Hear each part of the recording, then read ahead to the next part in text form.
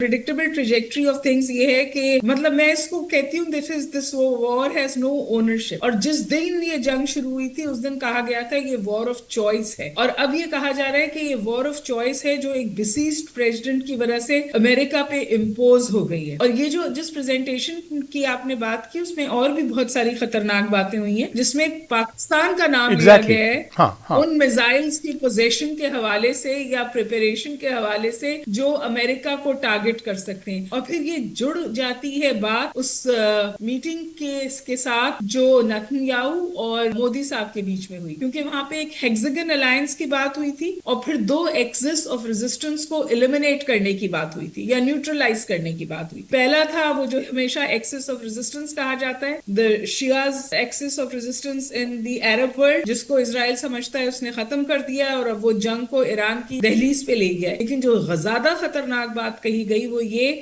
کہ ایک rising Sunni axis of radicalism ہے جس میں نام لیا گیا سعودی عرب کا، ترکیہ کا اور پاکستان کا. میں آپ سے اسی لیے گزارش کر رہی ہوں کہ یہ جنگ اسٹریٹجک ہے. اس کو جو بھی آئیڈیالوجی یا ریلیجن کا رنگ دینا چاہے یہ میرا خیال ہے غلط ہوگا. نہ اس میں یہ ایک خطے پر قابض ہونے کی جنگ، بالخصوص اسرائیل کی طرف سے اس کے گریٹر اسرائیل کے ایجنڈے کو آگے لے جانے کی جنگ ہے. اور اسی لیے آپ دیکھیے کہ باوجود اس کے کہ سعودی عرب اور گلف سٹیٹس اتنا برنٹ اٹھا رہی ہیں اور ان کے جو امریکن اڈے ہیں یا اثاثے ہیں ان کو ایران مستقل ٹارگٹ کر رہا ہے، جس سے وہاں پہ خاصی انگزائٹی بھی ہے، بٹ وہ ابھی تک ڈیفینسو پہ ہیں اور اوفینسو پہ نہیں گئے ہیں. یہ جو باتیں آ رہی ہیں نا کہ ایران کہہ رہا ہے کہ ہم نے یہ نہیں کیا لیکن وہ اٹیکس ہو رہے ہیں بیچ میں، جو اس طرح کے اٹیکس ہوتے ہیں بہت لوگوں کا خیال ہے کہ یہ بھی اسرائیل کی شرارت ہے، کیونکہ آئیڈیل سچویشن یہ ہے کہ اب تو امریکہ کو کی پشت پناہی تو انہیں حاصل ہو ہی گئی ہے اور سپورٹ حاصل ہو گئی ہے اس جنگ میں. اگر کسی طور ایران بھڑ جاتا ہے